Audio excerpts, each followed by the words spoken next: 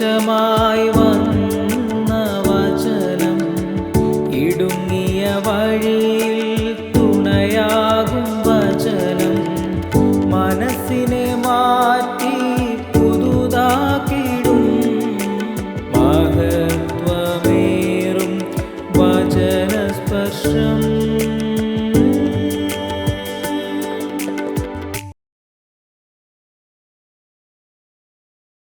ദൈവനാമത്തിന് മഹത്വം ഉണ്ടാകട്ടെ.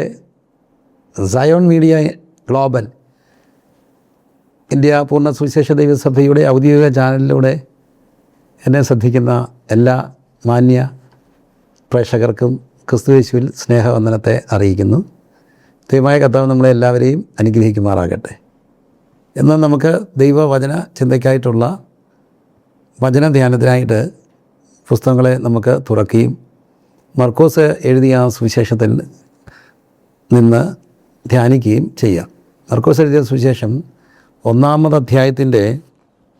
മർക്കോസ് എഴുതിയ സുവിശേഷം 1-ാം അധ്യായത്തിൻ്റെ 14-15 വാക്യങ്ങൾ. എന്നാൽ യോഹന്നാൻ തടവിലായ ശേഷം യേശു ഗലീലിൽ ചെന്ന് ദൈവരാജ്യത്തിൻ്റെ സുവിശേഷം പ്രസംഗിച്ചു. കാലം തികഞ്ഞു, ദൈവരാജ്യം സമീപിച്ചിരിക്കുന്നു, മാനസാന്തരപ്പെട്ട് സുവിശേഷത്തിൽ വിശ്വസിപ്പീൻ എന്ന് പറയും. അപ്പോൾ ഈ ഒരു അധ്യായത്തിൽ നിന്നുകൊണ്ട് അല്ലെങ്കിൽ ഈ ഭാഗത്ത് നമ്മൾ കാണുന്ന ക്രിസ്തുയേശു അവിടുന്ന് പറയുന്ന വാക്കുകളാണ് നമ്മൾ ഈ വചനത്തിലൂടെ വായിച്ചത്.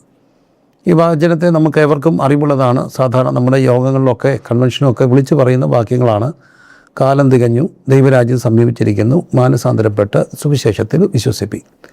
അപ്പോൾ ഈ ഒരു വചനം നമുക്ക് ഒന്ന് ധ്യാനിക്കാം. കാലം തികഞ്ഞു.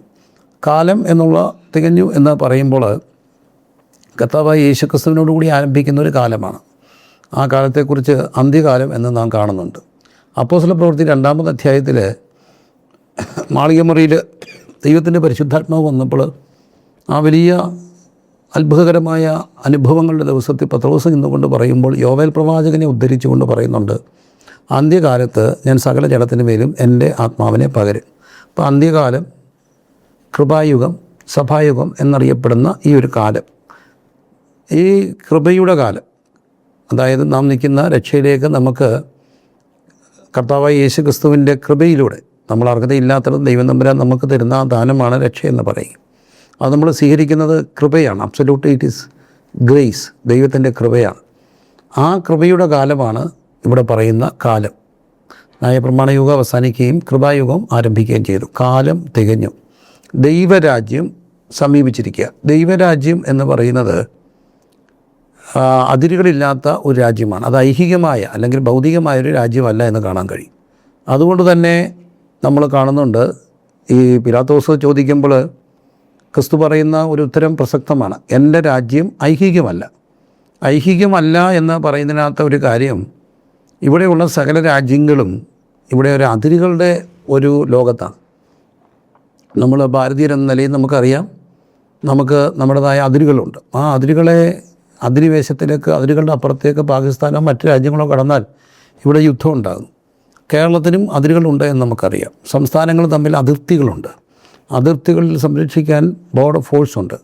അതിർത്തികളിൽ ചെക്ക് പോസ്റ്റ് ഉണ്ട്. വളരെ കർശനമായിട്ടാണ് ഓരോ രാജ്യങ്ങളും ഓരോ സംസ്ഥാനങ്ങളും പോലും അവരുടെ അതിർത്തികൾ സൂക്ഷിക്കുക. അപ്പോൾ ഈ അതിരുകളുള്ള രാജ്യങ്ങളാണ് ഈ ഭൂമിയിലുള്ള രാജ്യങ്ങളെല്ലാം തന്നെ. എന്നാൽ ആ അതിരുകൾ സംരക്ഷിക്കാനാണ് നമ്മൾ കൊടുക്കുന്ന ടാക്സിൽ ഏറെ പൈസയും ചിലവഴിക്കുന്നത് അതിരുകൾ സംരക്ഷിക്കാൻ വേണ്ടിയാണ്. അതിരുകൾ സംരക്ഷിക്കപ്പെടേണ്ടത് ഓരോ രാജ്യത്തിൻ്റെയും ആവശ്യമാണ്. പ്രതിരോധ സംവിധാനത്തിനും യുദ്ധോപകരണങ്ങൾ മേടിക്കുവാനായിട്ടാണ് ഏറ്റവും കൂടുതൽ കാശ് നാം ചിലവാക്കുക. ആ കാശുണ്ടായിരുന്നെങ്കിൽ ഈ ഭൂമിയുടെ ദാരിദ്ര്യം തന്നെ മാറ്റാമായിരുന്നു. ഇവിടെ ചേരികൾ ഇല്ലാതാകുമായിരുന്നു. ഇവിടെയുള്ള എല്ലാവർക്കും ഭവനങ്ങളാകുമായിരുന്നു. ദാരിദ്ര്യ നിർമ്മാർജ്ജനം നടക്കുമായിരുന്നു. പക്ഷേ ബഹുഭൂരിപക്ഷം പണവും ചിലവഴിക്കപ്പെടുന്നത് പ്രതിരോധ സംവിധാനത്തിന് വേണ്ടിയാണ്. അത് നമുക്ക് ഏവർക്കും അറിവുള്ളതാണ്. എന്താണ്? അതിരുകൾ സംരക്ഷിക്കുകയാണ്. പലപ്പോഴും ഈ അതിരുകൾ എല്ലായിടത്തും പ്രശ്നങ്ങളുണ്ടാക്കാറുണ്ട്.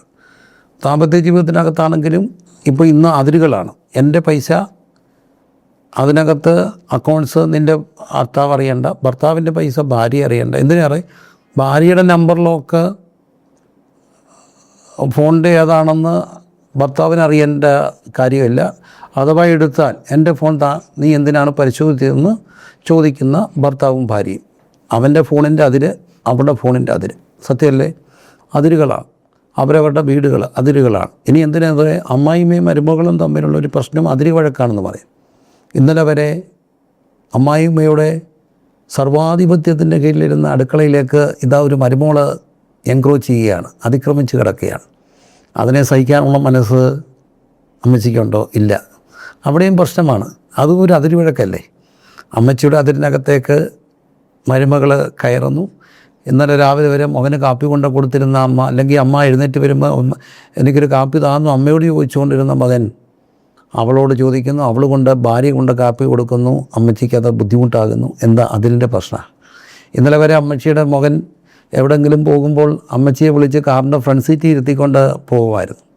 ഇന്ന് ആ അതിരിലേക്ക് മരുമകൾ അല്ലെങ്കിൽ മകൻ്റെ ഭാര്യ ഇരിക്കുകയും അമ്മച്ചി പുറകിലത്തെ സീറ്റിലേക്ക് ഇരിക്കേണ്ടി വരികയും ചെയ്യുമ്പോൾ സ്വാഭാവികമായി അമ്മച്ചി പറയുന്നു, നിങ്ങൾ പൊക്കോ, ഞാൻ വരുന്നില്ല. എന്താ കാര്യം? ഒന്ന് സത്യവും ശരിയും അനുസരിച്ച് മകൻ്റെ ഭാര്യ അവിടെ ഇരിക്കണമെന്ന് അമ്മച്ചിക്കും അറിയാം. പക്ഷേ ഇന്നലെ വരെ അമ്മച്ചി ഇരുന്ന സീറ്റിൽ മരുമകളിരിക്കുമ്പോൾ അത് ഉൾക്കൊള്ളാനുള്ള ഒരു ഹൃദയവിശാലത അമ്മച്ചിക്കില്ല. ഇനിയും പ്രായമുള്ള അമ്മച്ചി അങ്ങ് ഇരുന്നോട്ടൊന്ന് വെക്കാനുള്ള വിശാലത മരുമകൾക്കും ഇല്ല. ഞാനല്ലേ ഭാര്യ, ഞാനല്ലേ അവൻ്റെ വലത്ത് സൈഡിലിരിക്കേണ്ടത് എന്നുള്ള വാശി. ചെറിയ കാര്യങ്ങളാണ് ഇതൊക്കെ. ഇന്നലെ വരെ എവിടെയെങ്കിലും പോകുമ്പോൾ അമ്മയോട് പോട്ടി വരട്ടെ എന്ന് ചോദിച്ചവൻ ഇന്ന് ഭാര്യയോട് ചോദിക്കുന്നു പോയിട്ട് വരട്ടെ എന്ന്. ഇതെല്ലാം പ്രശ്നങ്ങളാണ്. ഇതാണ് അതിരുകൾ. മനുഷ്യ മനസ്സുകളിലെ ഈ മനുഷ്യൻ ജീവിതത്തിലുണ്ടാക്കുന്ന അതിരുകളാണ് എപ്പോഴും പ്രശ്നം ഉണ്ടാക്കുക. എന്നാൽ ക്രിസ്തു പറഞ്ഞ രാജ്യത്തെക്കുറിച്ച് പറയുന്നു, എൻ്റെ രാജ്യം ഐഹികമല്ല. മനുഷ്യ മനസ്സുകളിൽ അതിരുകളില്ലാത്ത സ്നേഹ സാമ്രാജ്യം, അതാണ് ക്രിസ്തുവിൻ്റെ ദൈവരാജ്യം എന്ന് പറയുന്നത്. ദൈവരാജ്യം അത് അതിരുകളില്ലാത്ത രാജ്യമാണ്, ഐഹികമല്ലാത്ത രാജ്യമാണ്. ആ രാജ്യത്തിൻ്റെ ഫുൾനെസ് വെളിപ്പെടുന്നത് ക്രിസ്തുയേശുവിൻ്റെ വരവോടുകൂടിയാണ്. അവിടെ രണ്ട് ചേരികളില്ലാത്ത ഒരു രാജ്യം സ്ഥാപിക്കപ്പെടും. അതുകൊണ്ടാണ് വിശുദ്ധ വചനത്തിൽ നാം വായിക്കുന്നത്, അവിടെ അന്ന് കുട്ടി അണലിയുമായിട്ട് കളിക്കുകയും കുട്ടി അണലിയുടെ പൊത്തിൽ കൈയിടുകയും ചെയ്യും. സിംഹവും കാളയും ഒരുമിച്ച് നടക്കും. എന്തുകൊണ്ടാണ് അങ്ങനെ നടക്കുക? ഇന്ന് ഒരാൾ മറ്റൊരാൾക്ക് ഇരയും, ഇരയ്ക്ക് മറ്റൊരാൾ വേട്ടക്കാരനുമാണ്. വേട്ടക്കാരനും ഇരയും കുറിച്ചാണ് നമുക്ക്. എന്തുകൊണ്ടാണ് ഇവിടെ സ്ത്രീ പീഡനങ്ങൾ ഉണ്ടാകുക? വേട്ടക്കാരനും ഇരയാണ്. സ്ത്രീകൾ ഇരയാക്കപ്പെടുന്നു. എന്തിനേറെ കുഞ്ഞുങ്ങൾ ഇരയാക്കപ്പെടുന്നില്ലേ? കൊച്ചുകുട്ടികളെ പ്രകൃതി വിരുദ്ധ ബന്ധങ്ങൾക്ക് പ്രേരിപ്പിക്കുന്നവർ, ബലമായി കീഴടക്കുന്നവരുടെയും ലോകത്തോട് നമ്മൾ പോവുകയാണ്. എന്താണ് അവിടെ സംഭവിക്കുക? ഇരയാകുകയാണ്. കുഞ്ഞുങ്ങൾ മുതിർന്നവരുടെ രതിവൈകൃതങ്ങൾക്ക് ഇരയായി മാറുന്നു. ഇന്ന് അശ്ലീല സിനിമകൾ കണ്ട് ഭ്രാന്ത് പിടിച്ച മനുഷ്യൻ്റെ ഇരകളായി മാറുന്നു പെൺകുട്ടികൾ. തിരിച്ചുകൊണ്ട് കേട്ടോ, സ്ത്രീകൾക്കിരയായി മാറുന്ന കുട്ടികളില്ലേ? ഇതെല്ലാം സത്യമായ കാര്യങ്ങളല്ലേ? വേട്ടക്കാരനും ഇരയുമാണ്. രാഷ്ട്രീയക്കാരെന്ത് ചെയ്യുന്നു? അവരെ എതിർ പാർട്ടിക്കാരെ ആശയ സംവാദത്തിന് പകരം, ആശയത്തെ ആശയം കൊണ്ട് എതിരിടേണ്ടതിന് പകരം രാഷ്ട്രീയ സംവാദങ്ങൾ നടക്കപ്പെടേണ്ടിടത്ത് ആയുധങ്ങൾ കൊണ്ട് എതിരാശയങ്ങളെ, എതിർ പാർട്ടികളെയും ഇല്ലാതാക്കാൻ നോക്കും. അപ്പോൾ ഉണ്ടാകുന്ന രക്തസാക്ഷികൾ രൂപപ്പെടുന്നു. രക്തസാക്ഷികൾ ഇവിടെ ഉണ്ടാകാൻ കാര്യം, രക്തസാക്ഷികളെ ഒരു വലിയ ആഘോഷമാക്കുന്ന രാഷ്ട്രീയ പാർട്ടികൾ. പക്ഷെ നഷ്ടപ്പെട്ട അമ്മയ്ക്കത് കുഞ്ഞല്ലേ?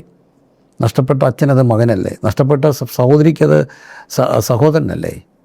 അപ്പോൾ ഇവിടെ എന്തുകൊണ്ടാണ് ഇവിടെ വേട്ടക്കാരനും ഇരയുമായി മാറുകയാണ്? എന്നാൽ ദൈവരാജ്യത്തിൻ്റെ ഏറ്റവും വലിയ പ്രത്യേകത, ഇവിടെ വേട്ടക്കാരില്ല, ഇരയില്ല. നീ എനിക്ക് സഹോദരനാണ്, നീ എനിക്ക് കോംപ്ലിമെൻ്റാണ്, നീ എനിക്ക് ബന്ധുവാണ്, നീ എനിക്കൊരപ്പത്തിൻ്റെ അംശയാണ്. ഇവിടെ ഇരകളില്ലാത്ത, വേട്ടക്കാരില്ലാത്ത ഒരു രാജ്യം, അതാണ് ദൈവരാജ്യം. അതുകൊണ്ടാണ് ക്രിസ്തു പറയുന്ന ദൈവരാജ്യത്തിൽ വേർപാടിൻ്റെ നടിച്ചുവരുകളെല്ലാം ഇടിച്ചു കളയുമെന്ന് പറയുന്നു. നടിച്ചുവരുകളെല്ലാം ഇടിച്ചു കളഞ്ഞിട്ട് ഇരുപക്ഷത്തെ ഒന്നാക്കുന്നു എന്ന് നമ്മൾ വചനത്തിൽ വായിക്കുന്നുണ്ട്. വളരെ കൃത്യമായിട്ടുള്ള ദൈവവചന സന്ദേശമാണത്. അപ്പോൾ ഒന്ന്, ദൈവരാജ്യം കാലം തികഞ്ഞു, ദൈവരാജ്യം സമീപിച്ചിരിക്കയാൽ ദൈവരാജ്യം എന്താണെന്ന് വളരെ കൃത്യമായിട്ട് ഒറ്റ വാചകത്തിൽ നമുക്ക് വായിക്കാം. റോമാലേഖനം 14 അധ്യായത്തിൻ്റെ 17 തിരുവചനം. റോമർ 14:17. ദൈവരാജ്യം ഭക്ഷണവും പാനീയവുമല്ല, നീതിയും സമാധാനവും പരിശുദ്ധാത്മാവിൻ്റെ സന്തോഷമാണ്. അപ്പം നീതി എന്താണ്? നീതി എന്തല്ല നീതി? റോമാലേഖനം 5 അധ്യായത്തിൻ്റെ 1 വാക്യത്തിൽ കാണുന്നു, വിശ്വാസത്താൽ നീതീകരിക്കപ്പെട്ടിട്ട് നമുക്ക് ദൈവത്തോട് സമാധാനമാണ്. അപ്പം ദൈവത്തോട് സമാധാനം, നീതീകരണം, അതൊരു ഒരു ജുഡീഷ്യൽ വാക്കാണ്. അതായത് ഒരു പ്രതിയെ കുറ്റവിമുക്തനാക്കിയിട്ട് നീതീകരിക്കപ്പെട്ടവനായി വിടുന്ന പോലെ ക്രിസ്തു നമ്മളെ നമ്മുടെ തെറ്റിൻ്റെ കുറ്റം ക്രിസ്തു ഏറ്റെടുക്കുകയാണ്. അവിടെയാണ് സംഭവിക്കുക. തെറ്റ് അല്ല, ക്രിസ്തു തെറ്റിൻ്റെ കുറ്റം ഏറ്റെടുത്തു. അതെങ്ങനെയാണ് പറയുന്നത്? നമ്മളിപ്പോൾ നമ്മുടെ കുഞ്ഞു വണ്ടി ഓടിച്ചുകൊണ്ട് പോകുന്നു, ഒരാളേക്ക് ആക്സിഡൻ്റ് ഉണ്ടായി, അപ്പോൾ കുറ്റം തെറ്റിൻ്റെ കുട്ടിയുടെ ഭാഗത്താണ്. അപ്പോൾ വന്നിട്ട് പറയുന്നു സംഭവിച്ചു എൻ്റെ കുട്ടിയാണ്, നിങ്ങൾക്ക് എന്താണ് നഷ്ടപരിഹാരം വേണ്ടത്? നിങ്ങളുടെ വണ്ടി പണിത് തരണം, ആശുപത്രി കൊണ്ടുപോകണം, എല്ലാം ഞാൻ ചെയ്തോളാം. എൻ്റെ കുട്ടിയെ ചെയ്ത ആ തെറ്റിന് അതിനെന്താണ് പരിഹാരമെന്ന് വെച്ചാൽ പ്രായശ്ചിത്തം ഞാൻ ചെയ്യാം, ഞാൻ നിങ്ങളുടെ കൂടെ വരാം, നിങ്ങളുടെ ചികിത്സയുടെ ചിലവ് ഞാൻ വഹിക്കാം, ദയവായിട്ട് കേസും വഴക്കൊന്നും പോകണ്ട, നമുക്കത് സമാധാനത്തിൽ തീർക്കാം, ഞാൻ റെസ്പോൺസിബിളാണ് എന്ന് പറയുമ്പോൾ കുട്ടിയുടെ കുറ്റം അച്ഛൻ ഏറ്റെടുക്കുകയാണ്. ഇതുപോലെ നമ്മുടെ തെറ്റിൻ്റെ കുറ്റം ക്രിസ്തു ക്രൂശിൽ ഏറ്റെടുക്കുകയാണ്.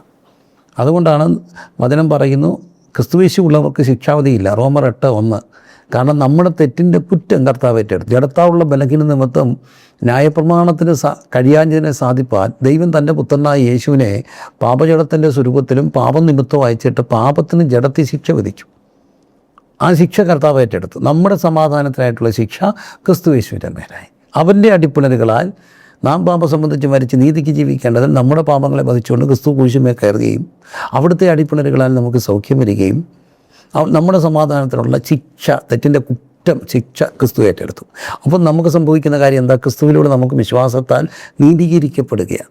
അതുകൊണ്ടാണ് സുവിശേഷത്തെ വിശ്വസിപ്പി എന്ന് പറയുന്നത്. അപ്പം ദൈവരാജ്യം എന്തല്ല ഭക്ഷണവും പാനീയവുമല്ല.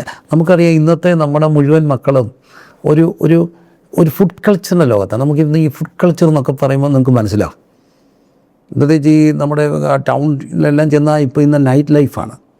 ഈ നൈറ്റ് ലൈഫിലൊക്കെ നമുക്കറിയാം, എന്നാൽ ഇന്ന് വിദേശത്ത് പല രാജ്യങ്ങളിൽ ഇപ്പോൾ ചെന്നാലും ഒരു 7 മണിയാകുമ്പോഴത്തേന് കടകളും എല്ലാം സൈലൻ്റ് ആവും. പ്രത്യേകിച്ച് ഗ്രാമങ്ങൾ, ഒരു ഹൗസിങ് ഏരിയയിലൊക്കെ ഈ താമസങ്ങളൊക്കെ ഉള്ള സ്ഥലത്ത് നേരത്തെ അവർ കിടക്കും. പക്ഷെ മലയാളി ഒരു നൈറ്റ് ലൈഫിൻ്റെ ലോകത്തേക്ക് ഇപ്പോഴത്തെ പ്രത്യേകിച്ച് ഒരു യങ്ങ ജനറേഷൻ, അവർ ഈ നൈറ്റ് ലൈഫിൽ എന്താണ് പ്രധാനമായിട്ടും ചെയ്യുക? അവർ ഭയങ്കര ഫുഡ് കൾച്ചറാണ്. അവർ പറയും ഫുഡ് എക്സ്പ്ലോർ ചെയ്യുക. എവിടെയെങ്കിലുമൊക്കെ ഒരു പുതിയ എന്തെങ്കിലും ഒരു മെനു ഉണ്ടെന്നൊക്കെ കേട്ടാൽ അവിടെയിട്ട് പോവുകയാണ്. ഞാൻ ഈ ഇടയ്ക്ക് പലയിടത്ത് വെച്ച് കണ്ടു. അങ്ങ് ദൂരെ വെച്ച് കണ്ട മക്കളോട് ചോദിച്ചു, എന്താണ് ഇവിടെ വന്നത്? എന്നാന്ന് ഞാൻ പറഞ്ഞു, ഇവിടെ ഏത്തയ്ക്കാപ്പൊരിയും ബീഫ് കറിയും കിട്ടും. ഏത്തയ്ക്കാപ്പൊരിയും ബീഫ് കറിയും കിട്ടാൻ എത്ര കിലോമീറ്ററാണ് ഡ്രൈവ് ചെയ്തേക്കുക. എൻ്റെ ഒരു സുഹൃത്ത് ഇടയ്ക്ക് അങ്ങ് എവിടെയാണ് തമിഴ്നാട്ടിൽ നിന്ന് ഇങ്ങനെ വരുമ്പോൾ തെങ്കാശിക്കടുത്ത് വെച്ച് കണ്ട് തൻ്റെ അയൽക്കാർ 2 മക്കൾ നിൽക്കുന്ന കണ്ടുകൊണ്ട് പെട്ടെന്ന് വണ്ടി ചവിട്ടി. മക്കൾ എന്നെ അവിടെ നിൽക്കുന്നത് ചോദിച്ചപ്പം പറഞ്ഞു, ഇവിടെ നല്ല പൊറോട്ടയും നാടൻ ചിക്കൻ കോഴി പെരട്ടും കിട്ടും. അതിന് എത്ര മണിക്കൂർ തെങ്കാശി പോയേക്കുക, ഏതിനാ പൊറോട്ടയും ചിക്കൻ പെരട്ടും കഴിക്കും. അപ്പോൾ ഈ ഒരു ഫുഡ് എക്സ്പ്ലോറിൻ്റെ കൾച്ചറിലാണ് ഈ കർത്താവായ യേശുക്രിസ്തു തന്നെ പറയുന്നുണ്ട്, ഈ അന്ത്യകാലത്ത് സംഭവിക്കുന്ന മനുഷ്യന് അതിഭക്ഷണത്താലും മദ്യപാനത്താലും ഉപജീവന ചിന്തകളാലും ഭാരപ്പെട്ടിട്ട് ആ ദിവസം നിങ്ങൾക്ക് പെട്ടെന്ന് കെടി പോലെ വരുമെന്ന് പറയുന്നു. അപ്പോൾ ഈ അന്ത്യകാലത്തിൻ്റെ ഏറ്റവും വലിയൊരു ലക്ഷണമാണ് അതിഭക്ഷണം എന്ന് പറയുക. ഭക്ഷണത്തെ ഞാൻ സാധാരണ പറയുന്നൊരു കാര്യമുണ്ട്, ഈ ഏത് മനുഷ്യൻ ചെത്ത, അത് നായരാകട്ടെ, ഈഴവരാകട്ടെ, ക്രിസ്ത്യാനിയാകട്ടെ, ഇസ്ലാം സഹോദരനാകട്ടെ, ആര് മരിച്ചാലും മരിച്ച ആൾ മയ്യത്തായ മരിച്ച നിര്യാതനായ ശവമാണ്. പക്ഷെ ഒരു കോഴി ചത്ത 1000 പേരല്ലേ, ഒരു കോഴി ചത്താതെ ശവമല്ല. അത് പിന്നെ എന്തെല്ലാം പേരിയ, പെരിപ്പെരി ചിക്കൻ പൊട്ടിത്തെറിച്ചത്, ചിക്കൻ വറുത്തരച്ചത്, ചിക്കൻ പുഴുങ്ങിയത്, നരകത്തിലെ കോഴി, ചുട്ട കോഴി. പണ്ടൊക്കെ ചുട്ട കോഴിയെ പറപ്പിക്കുന്ന കേട്ടു, ചുട്ട കോഴി. പിന്നെ കുഴി മന്തിയായി. പിന്നെ എൻ്റെ അപ്പ എന്തൊക്കെയാ പേരപ്പ, അയ്യോ എന്താണ് ഹലാലായി, അയ്യോ എത്ര പേരാ, KFC ആയി, ചിക്കിങ്ങായി. പേര് പറയാൻ തുടങ്ങിയാൽ എനിക്ക് പോലും അറിയത്തില്ല എത്രയോ പേരാ. ഒരു കോഴി, മനുഷ്യൻ ചത്ത ശവം. അയ്യോ എൻ്റെ അപ്പോ ഈയിടയ്ക്ക് ഒരു ഒരിടത്ത് ചെന്നപ്പോൾ എന്നോട് പറഞ്ഞു ഒരിടത്ത് പോകാൻ. എന്നാൻ ചോദിച്ചാൽ പറഞ്ഞു പോത്തിൻ കാല്. എന്താ സംഭവം ചോദിച്ചാൽ പറഞ്ഞ ഒരു കാല് അതുപോലെ കൊണ്ട് വെച്ചേക്കോ. എന്നിട്ട് നമ്മളകത്ത് ഇങ്ങനെ അടിക്കണം. നമ്മളിങ്ങനെ ഒരു കമ്പ് വരും, അത് അടിക്കുമ്പോൾ ഇതിങ്ങനെ അടന്ന് വീഴും. പൊല്ല് പോത്തിൻ കാല്. എൻ്റെ അമ്മോ, ഇതെല്ലാം കഴിക്കാൻ വേണ്ടി മനുഷ്യൻ പോവുക. മനുഷ്യർ ചിലപ്പോഴോ ചിലയിടത്തൊക്കെ വലിയ ആടിനെയൊക്കെ ഇങ്ങനെ പൊരിച്ചു വെച്ചേക്കാം. ഒരു ഫുഡ് കൾച്ചറിൻ്റെ ലോകത്ത് ഞാൻ വ്യക്തിപരമായിട്ട് പറയുന്നൊരു കാര്യമുണ്ട്. ഫുഡ് തെറ്റല്ല, പക്ഷേ ഈ ഫുഡ് കഴിച്ചിട്ട് അത് ഫോട്ടോ എടുക്കാതിരിക്കുകയാണ് നല്ലതെന്നുള്ളതാണ് വ്യക്തിപരമായ എൻ്റെ ഒരു അഭിപ്രായം. കാരണം ഈ ഇന്നും ദാരിദ്ര്യമുള്ളവരും ബുദ്ധിമുട്ടുള്ളവരൊക്കെ ഉണ്ട്. ഇപ്പം നമ്മളൊരു ഗസ്റ്റിന് ഫുഡ് കൊടുക്കുന്നോ നമ്മൾ ഫുഡ് കഴിക്കുന്നത് തെറ്റല്ല. പക്ഷേ ഈ ഭക്ഷണത്തിന് വേണ്ടിയുള്ള ആ അമിതമായ യാത്രകളും ആക്രാന്തങ്ങളും ഒക്കെ ഒഴിവാക്കുക. കാരണം എന്നാന്ന് ചോദിച്ചാൽ ഫുഡില്ലാത്ത ഒത്തിരി പേര് ഈ ലോകത്തുണ്ട്. അതുകൊണ്ട് കഴിവതും നമ്മൾ കഴിച്ചിട്ട് അതിൻ്റെ ഫുഡ് ഫോട്ടോ ഇടാതിരിക്കുകയാണ് നല്ലത്. ഞാൻ വ്യക്തിപരമായി അത് ആഗ്രഹിക്കുകയും വിശ്വസിക്കുകയും ചെയ്യുന്ന ഒരാളാണ്. കഴിവതും അങ്ങനെ ചെയ്യാറില്ല. അറിഞ്ഞുകൊണ്ട് ഒരാൾ ഇടുകയാണെങ്കിൽ നമുക്ക് ചിലപ്പോൾ അറിയത്തില്ല, ഫോട്ടോ എടുത്ത് ഞാൻ പറയും പോസ്റ്റ് ചെയ്യരുത്. കാരണം എന്നാന്ന് ചോദിച്ചാൽ വ്യക്തിപരമായൊരു കാര്യമാണ്. സാധാരണക്കാരായ ദാരിദ്ര്യത്തിൽ കൂടെ കടന്നു പോകുന്ന അല്ലെങ്കിൽ ഉള്ളത് കൊണ്ട് ഓണമെന്ന് പറയുന്ന എത്രയോ പേര് നമ്മുടെ ചുറ്റുമുള്ളപ്പോൾ, അപ്പോൾ ഇതുകൊണ്ടാണ് ദൈവരാജ്യം വെറും ഭക്ഷണവും പാനീയവും ആക്കരുത്. കാരണം ഇന്നത്തെ മനുഷ്യരുടെ ഏറ്റവും വലിയ ജീവിത ലക്ഷ്യം എന്ന് പറയുന്നത് തിന്നുക, കുടിക്കുക, ആനന്ദിക്കുക. കുടിയുടെയും മദ്യപാനത്തിൻ്റെയും ഭക്ഷണത്തിൻ്റെയും ഒരു ലോകത്ത് ദൈവരാജ്യവും ഭക്ഷണവും പാനീയവും അല്ല. പാനീയം എന്ന് പറയുന്നത് വെറും സോഫ്റ്റ് ഡ്രിങ്ക്സ് മാത്രമാണ്. ആ പാനീയം തന്നെ എന്തുമാത്രം കാര്യങ്ങളാണ് ഞങ്ങളൊന്ന് ഓർത്ത് നോക്കി. എവിടെല്ലാം പോകുന്നത് ഈ നൈറ്റ് ലൈഫൊക്കെ ഉള്ളവർ ദൂരെയൊക്കെ പോകുന്നുണ്ട്. അവിടെ കരിക്കിൻ ഷേക്ക് കിട്ടും, അവിടെ പിന്നെ എന്താണ് അത് കിട്ടും ഇത് കിട്ടും എന്നൊക്കെ പറഞ്ഞ് ഇതെല്ലാം ശരീരത്തിന് അഴുക്കുക. അപ്പം ചായ തന്നെ എത്ര വെറൈറ്റിയായി, എന്തെല്ലാം കാര്യങ്ങളാണ്. ഇതെല്ലാം കഴിക്കാൻ വേണ്ടിയും കുടിക്കാൻ വേണ്ടിയും എന്തോരം ദൂരം യാത്ര ചെയ്യുന്ന മനുഷ്യർ. ഒരു ഫുഡ് കൾച്ചറിൻ്റെ ലോകം. ഈ ഫുഡ് കൾച്ചറിൻ്റെ ലോകത്താണ് ദൈവരാജ്യം എന്താണ് ചിന്തിക്കേണ്ടത്. ഈ ഫുഡ് കൾച്ചർ കൊടുക്കുന്ന എന്തിനു വേണ്ടിയാണ്? ഒരു സമാധാനത്തിന് വേണ്ടിയാണ്. പക്ഷേ സമാധാനം കിട്ടുമോ? ഇല്ല. അതിൻ്റെ ഒരു എൻജോയ്മെൻ്റ് ഉണ്ട്. പക്ഷേ പിന്നെ ഒരു ശൂന്യതയല്ലേ ഈ മനുഷ്യൻ സത്യത്തിൽ ഇന്ന് ഈ സന്തോഷത്തിന് വേണ്ടിയല്ലേ എല്ലാവരും എന്തിനാണ് അതുപോലെ മറ്റൊരു ട്രെൻഡാണ് ഭൂമി എക്സ്പ്ലോർ ചെയ്യുക. കുട്ടികളൊക്കെ പലപ്പോഴും പറയാറുണ്ട്, ഇത്രയും മനോഹരമായ ഭൂമി നമ്മൾ കണ്ടില്ലെങ്കിൽ ദൈവം തമ്പുരാൻ നിത്യതയിൽ ചെല്ലുമ്പോൾ നമ്മളോട് ചോദിക്കത്തില്ലേ, ഞാൻ സൃഷ്ടിച്ച പ്രപഞ്ചം എന്തുകൊണ്ട് നീ എൻജോയ് ചെയ്തില്ലെന്ന്. ഇപ്പോൾ ഒരു എൻജോയ്മെൻ്റ് ലോകത്താണ്. പക്ഷേ ശരിക്കും അത് ഗെറ്റിങ് റിയൽ എൻജോയ്മെൻറ്റ് ഇല്ലെന്നുള്ളതാണ് സത്യം. അത് കഴിയുമ്പോൾ ഒരു ശൂന്യതയാണ് കിട്ടുക. ഈ ലഹരിയുടെ ഒരു ലോകമുണ്ട്. ഈ ലഹരിയും സത്യത്തിൽ മനുഷ്യൻ്റെ ഒരു സന്തോഷത്തിന് വേണ്ടി, ആനന്ദത്തിന് വേണ്ടിയാണ്. എക്സ്റ്റസി എന്നൊക്കെയല്ലേ ഈ MDMA പറയുന്നത്. എക്സ്റ്റസി എന്ന് പറയുന്നത് എന്താ? ഉന്മാദാവസ്ഥയാണ്. നമ്മൾ ഈ എക്സ്റ്റസിക്കൊക്കെ ഈ എന്താണ് ഈ സ്പിരിച്വലായിട്ടുള്ള ചില കാര്യങ്ങളൊക്കെ അവരെ എക്സ്റ്റസിയിലേക്കൊക്കെ പോകാമെന്നൊക്കെ പറയത്തില്ല. അപ്പം ഒരു വല്ലാത്ത ആനന്ദമാണെന്നാണ് പറയുന്നത്. എന്ന് പൊതുവേ പറയുന്ന ഒരു കാര്യമാണ്. നമ്മളൊരു വണ്ടിയെ ഓവർടേക്ക് ചെയ്യുമ്പോൾ മറ്റൊരു വണ്ടി കൃത്യം നമുക്ക് കോൺഫിഡൻ്റ് അല്ലെങ്കിൽ ഓവർടേക്ക് ചെയ്യരുതെന്നാണ് പറയുക. കാരണം നമുക്ക് എതിരെ വരുന്ന ഒരാൾ നമ്മളിങ്ങനെ കയറി ചെല്ലുമ്പം നോർമലി ചെയ്യുന്നത് ഓപ്പോസിറ്റ് വരുന്ന ആൾ നമ്മളൊരു വണ്ടി ഓവർടേക്ക് ചെയ്യുന്നു, ഓപ്പോസിറ്റ് വരുന്ന ആൾക്ക് അപകടം തോന്നി അവർ ചവിട്ടി മാറ്റി കൊടുക്കും. കാരണം ഇവരും കയറി പോക്കോട്ടെ. പക്ഷേ ഇന്ന് നമ്മൾ കണ്ടിട്ടില്ല, നേർക്ക് നേരെ വരിക. ഒരിക്കലും അപകടം കാണിക്കരുത്. Don't take risk in driving എന്നാണ് പറയുക. Do not take risk in driving. എന്നാ കാര്യം എന്നറിയാമോ? ഈ ഓപ്പോസിറ്റ് വരുന്നവൻ ലഹരി എടുത്തിട്ടുണ്ടെങ്കിൽ അവൻ ഉന്മാദാവസ്ഥയിലായിരിക്കും. അവൻ കാണുന്നത് നമ്മൾ വണ്ടി ഇങ്ങനെ വരുമ്പോൾ ഗിയർ ഡൗൺ ചെയ്യുകയും അല്ലെങ്കിൽ പവർ മോഡിലോട്ട് ഇട്ടിട്ട് വണ്ടി ഇങ്ങനെ ഇതിൻ്റെ മണ്ടയിൽ കൂടെ പറന്നു പോകുന്നതായിരിക്കും അവന് ഹലൂസിനേഷൻ കാണുന്നത്. അപ്പോഴേ ഇടി നടക്കുക. അവൻ ഒഴിവാക്കുന്നതല്ല കാണുന്നത്, അതിൻ്റെ മണ്ടയിൽ കൂടെ പോകുന്നതാണ് കാണുന്നത്. സത്യമല്ലേ? ഈ ഉന്മാദത്തിലാണെങ്കിൽ എന്തോ ചെയ്യും. അപ്പോൾ ഈ ലഹരി കൊണ്ടുണ്ടാകുന്ന ഒരു ഉന്മാദമാണ്. പക്ഷേ ദൈവരാജ്യത്തിനുണ്ടാകുന്ന ഉന്മാദമല്ല, സന്തോഷമാണ്, ജോയ്. ഈ ജോയും പ്ലഷറും രണ്ടാണ്. നോർമൽ മനുഷ്യൻ ഇന്ന് പ്ലഷർ സീക്കേഴ്സാണ്. And they are not getting real joy. Real joy കിട്ടുക എന്ന് പറയുന്നതാണ് ദൈവരാജ്യം. ദൈവരാജ്യം നീതിയും സമാധാനവും പരിശുദ്ധാത്മാവിൻ്റെ സന്തോഷമാണ്. അപ്പോൾ ഈ സമാധാനം എന്നുള്ളൊരു വാക്കിന് നമ്മൾ ചിന്തിക്കുമ്പോൾ പ്രധാനമായും 3 തലങ്ങളുണ്ട്. ഒന്ന്, ഈ മനുഷ്യനും ദൈവവുമായിട്ടുള്ള സമാധാനം. ഈ മനുഷ്യനും ദൈവവുമായിട്ടുള്ള സമാധാനം നഷ്ടപ്പെടുന്നത് പാപം മൂലമാണ്.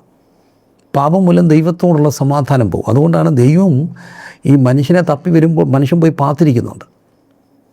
പാത്തിരുന്നിട്ട് അവരെന്തോ പറഞ്ഞു, ഞങ്ങൾ അത്തിയില കൊണ്ട് അരയാട ഉണ്ടാക്കി. അപ്പോൾ ലോകത്ത് ആദ്യമായിട്ട് മനുഷ്യൻ കണ്ടുപിടിച്ചത് സൂചി നൂലുമായിരിക്കും.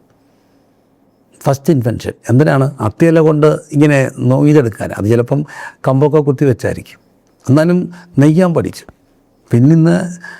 പിന്നെ എന്തുമാത്രം ഇൻവെൻഷൻസ് മനുഷ്യൻ നടത്തി. ആദ്യത്തെ കണ്ടുപിടുത്ത ഒരു പക്ഷേ മിക്കവാറും ഈ ഒരു കാര്യമായിരിക്കും. എന്താ? സൂചി നൂല്. ഉടുപ്പുണ്ടാക്കാൻ പഠിച്ചു. പക്ഷേ ഉടുപ്പുണ്ടാക്കാൻ പഠിച്ചത് പോലും ദൈവത്തിൽ നിന്ന് അകന്ന് പോവുകയാണ്. ഒരു ഭയം അവനെ ബാധിക്കുക. ആ ഭയത്തോടു കൂടി സമാധാനം പോവുകയാണ്. ഞാൻ നിന്നെ ഭയപ്പെട്ടിട്ട്, ദൈവത്തോട് സന്തോഷമായിരുന്ന മനുഷ്യൻ പാപം മൂലം ഭയപ്പെടാൻ തുടങ്ങി. സത്യത്തിൽ അവിടെ സംഭവിച്ച പാപം എന്താ? ദൈവത്തോടൊപ്പം ജീവിക്കേണ്ട മനുഷ്യനാണ്. എന്നും ദൈവം തോട്ടത്തിൽ വരുമ്പോൾ മനുഷ്യനും ദൈവവുമായിട്ടൊരു കംപ്ലീറ്റ് ഹാർമണിയിലായിരുന്നു. ഈ ഹാർമണി ജീവിച്ചിരുന്ന മനുഷ്യനോട് ദൈവം പറയുന്നുണ്ട്, തോട്ടത്തിൽ നടുക്കൊരു നന്മതിന്മകളുടെ അറിവിൻ്റെ വൃക്ഷം പോലെ ഉണ്ട്. ഇത് കഴിച്ചാൽ നിങ്ങൾ നന്മതിന്മകളെക്കുറിച്ച് അറിയുന്നവരായി നിങ്ങൾ മരിച്ചു പോകും. സാധാമെന്ന് പറഞ്ഞാൽ അങ്ങനെയല്ല, നിങ്ങളുടെ കണ്ണ് തുറക്കും. ഇവിടെ നിങ്ങൾ മരിച്ചു എന്ന് പറയാൻ കാര്യം എന്താ? ഈ മനുഷ്യനെക്കുറിച്ച് ദൈവം ആഗ്രഹിക്കുന്ന ഏറ്റവും വലിയ കാര്യം ദൈവവും മനുഷ്യനുമായിട്ട് ഭയങ്കര ബന്ധത്തിൽ പോകണം എന്നുള്ളതാണ്. അതാണ് ശരിക്കും മനുഷ്യനെക്കുറിച്ച് ദൈവം ആഗ്രഹിക്കുന്നത്. എന്നാൽ ഈ തോട്ടത്തിൻ്റെ വൃക്ഷം കഴിച്ചപ്പോൾ സംഭവിക്കുന്ന കാര്യം എന്താ? അവൻ്റെ ആത്മമണ്ഡലം മരിക്കുകയും ദേഹീമണ്ഡലം സജീവമാകുകയും ചെയ്യും. അവൻ്റെ കാഴ്ചകളിലൂടെ അവൻ തിന്മയും നന്മയും നിശ്ചയിക്കാൻ തുടങ്ങും. അവിടെ വന്നിട്ട് അവൻ്റെ സ്വന്തം ഇഷ്ടത്തിനൊന്ന് ആത്മമണ്ഡലം മരിച്ചു, സ്വന്തം ഇഷ്ടത്തിന് നടക്കാൻ തുടങ്ങി. ഈ മനുഷ്യന് ദൈവം കൊടുത്തിരിക്കുന്ന സ്വാതന്ത്ര്യം ദൈവം ദുർവിനിയോഗം ചെയ്തെന്ന് പറഞ്ഞു. ഇവിടെ ഞാൻ ഈ ദിവസങ്ങളിൽ മനസ്സിലാക്കുന്ന ഒരു കാര്യമുണ്ടായി. അത് ഞാനൊന്ന് ഇവിടെ ഒന്ന് നിന്നുകൊണ്ട് പറയുകയാണ്. നമ്മുടെ ഒരു കുട്ടി ഇപ്പം എപ്പോഴും നമ്മൾ ഡിപ്പെൻഡായിരുന്നു. ഒരു കുട്ടിയുടെ ആദ്യത്തെ ലോകം എന്ന് പറയുന്നത് ഓറൽ സ്റ്റേജാണ്. അമ്മയുടെ മാറാണ് കുട്ടിയുടെ ഫസ്റ്റ് സ്റ്റേജ്. പിന്നെ കുട്ടി വളർന്നു വരുന്നു. അപ്പോൾ അവരെ ടോയ്ലറ്റ് ട്രെയിനിങ് ഒക്കെ നമ്മൾ പഠിപ്പിക്കുന്നു. രണ്ടാമത് നമ്മൾ പഠിപ്പിക്കുന്ന ടോയ്ലറ്റ് ട്രെയിനിങ്ങാണ്. കുട്ടിക്ക് അതിനുള്ള പോട്ടിയൊക്കെ വെച്ച് കൊടുക്കുന്നു. കുട്ടിയെ നമ്മൾ ടോയ്ലറ്റ് ട്രെയിനിങ് ചെയ്യണം. പതുക്കെയാണ് ഒരു കുട്ടി ട്രെയിൻഡ് ആകുന്നത്, ഒരു ദിവസം കൊണ്ടല്ലല്ലോ. എന്നാലും ബാല്യത്തെ ചൊട്ടയിലെ ശീലം ചൊട്ടല വരെയല്ലേ. അങ്ങനെ കുട്ടി വളരുകയാണ്. അമ്മ കുളിപ്പിക്കുന്നു, തല തോർത്തുന്നു. പക്ഷേ ഒരു ദിവസം കുട്ടി പറയുന്നു, അമ്മ തോർത്തണ്ട, ഞാൻ തോർത്തിക്കോളാം, അമ്മ കുളിപ്പിക്കേണ്ട, ഞാൻ കുളിപ്പിച്ചോളാം. അപ്പോൾ നമ്മൾ ശ്രദ്ധിക്കും, നമുക്ക് സന്തോഷമാണ്. കുട്ടി ഇച്ചിരി വെള്ളമൊക്കെ കോരി ഒഴിക്കുന്നു, സോപ്പൊക്കെ തേക്കാനൊക്കെ തുടങ്ങുന്നു. സത്യത്തിൽ അതിനെ എൻ്റർടൈൻ ചെയ്യണം. എന്നിട്ട് ഒടുവിൽ നമ്മളൊന്ന് പെട്ടെന്നൊന്ന് കഴുകി കുളിപ്പിച്ച് തോർത്തിയൊക്കെ എടുത്താൽ മതി. എന്നാലും കുട്ടി വളരെ സ്വതന്ത്രനാകുക. കുറച്ച് കഴിയുമ്പോൾ നമ്മൾ എന്ത് ചെയ്യുന്നു? കുട്ടിയെ മാറ്റി കിടത്തുന്നു. അപ്പൻ്റെ അമ്മയുടെ നടുക്ക് കിടന്ന് ഉറങ്ങിയ കുട്ടി ഇച്ചിരി കഴിയുമ്പോൾ അത് മാറ്റി കിടത്തും. അത് ആരോഗ്യകരമായൊരു കാര്യമാണ്. ആദ്യം മുറിയിൽ തന്നെ ഒരു കട്ടിൽ മാറ്റുന്നു, പിന്നെ മുറിയിൽ നിന്ന് മാറ്റുന്നു. എന്നാലും കുട്ടി സ്വതന്ത്രമാകത്തുള്ളൂ. അപ്പോൾ ഒരു കുട്ടിയെ സംബന്ധിച്ചോളം കുട്ടിയുടെ വളർച്ച ഇന്നലെ വരെ ഇപ്പോൾ ഒരു പെൺകുട്ടിയാണെങ്കിലും കൊച്ചുകുട്ടിയെ അപ്പം കുളിപ്പിക്കുന്നു, ഒരു ആൺകുട്ടിയെ അമ്മ കുളിപ്പിക്കുന്നു. പക്ഷേ ഇച്ചിരി നേരം വളരുമ്പോൾ കുട്ടി പിന്നെ അമ്മ കുളിപ്പിക്കാൻ സംഭവിക്കുമോ? ഇല്ല. അതേസമയം ഒരു ബുദ്ധിവളർച്ച ഇല്ലാത്തൊരു കുട്ടിയാണെങ്കിൽ ചിലപ്പോൾ എന്നും അമ്മ കുളിപ്പിക്കേണ്ടി വരത്തില്ലേ. ഇവിടെ കുട്ടി സ്വതന്ത്രമായി കുളിക്കാൻ തുടങ്ങുന്നു. മറ്റേ രാവിലെ എഴുന്നേൽക്കുമ്പം കുഞ്ഞിന് അമ്മയാണ് എഴുന്നേൽപ്പിക്കുന്നു, അമ്മ കുളിപ്പിക്കുന്നു, അമ്മ ഡ്രസ്സ് ഇടിപ്പിക്കുന്നു. ഇപ്പം കുട്ടി തന്നെ എഴുന്നേൽക്കുന്നു, അവൻ്റെ ബാഗെല്ലാം തന്നെ അടുക്കി വെക്കുന്നു, കുളിക്കുന്നു, ഡ്രസ്സ് ഇടുന്നു, വരുന്നു, ഭക്ഷണപ്പൊതി എടുത്ത് വെക്കുന്നു. മറ്റേ ഇതെല്ലാം അമ്മ ചെയ്യണം. അപ്പം കുട്ടി സ്വതന്ത്രമാണ്. അതിനകത്ത് നമ്മൾ സന്തോഷിക്കുകയല്ല ചെയ്യുന്നത്, കാരണം ഇൻഡിപെൻഡൻ്റ് ആകുകയാണ്. പക്ഷേ എപ്പോഴും ഓർത്തോണം, ദൈവത്തിനുള്ള ഒരു വളർച്ചയെന്ന് പറയുന്നത് ഇൻസ്റ്റെഡ് ഓഫ് ഇൻഡിപെൻഡൻസ് ഡിപ്പെൻഡൻസ് കൂടുന്നതാണ്. എനിക്ക് ദൈവത്തെ കൂടാതെ ഒന്നും ചെയ്യാൻ കഴിയത്തില്ല. എന്ത് ചെയ്യണമെങ്കിലും ദൈവവുമായിട്ടുള്ള ബന്ധത്തിൽ. നമ്മുടെ ഒരു കുട്ടിയുടെ വളർച്ച നമ്മൾ ഇഷ്ടപ്പെടുന്നത് ഇൻഡിപെൻഡൻസിലാണെങ്കിൽ, ദൈവത്തിനൊരാൾ വളരുന്നത് എന്താ? ക്രിസ്തുവിലുള്ള ഡിപ്പെൻഡൻസി കൂടുമ്പോഴാണ്. അങ്ങേ പിരിഞ്ഞ് എനിക്ക് ഒന്നും ചെയ്യാനൊക്കത്തില്ല. യോഹന്നാൻ പറയുന്നൊരു കാര്യമുണ്ട്, അങ്ങേ പിരിഞ്ഞ് എനിക്ക് ഒന്നും ചെയ്യാനൊക്കത്തില്ല. പക്ഷേ ഒരു കുട്ടിയുടെ വളർച്ച എന്താ? അപ്പനെ അമ്മയും പിരിഞ്ഞ് ചെയ്യാനൊക്കുന്നതാണ്. കാരണം വിട്ട് പിരിഞ്ഞ് ഇങ്ങനെ മാറുകയല്ലേ.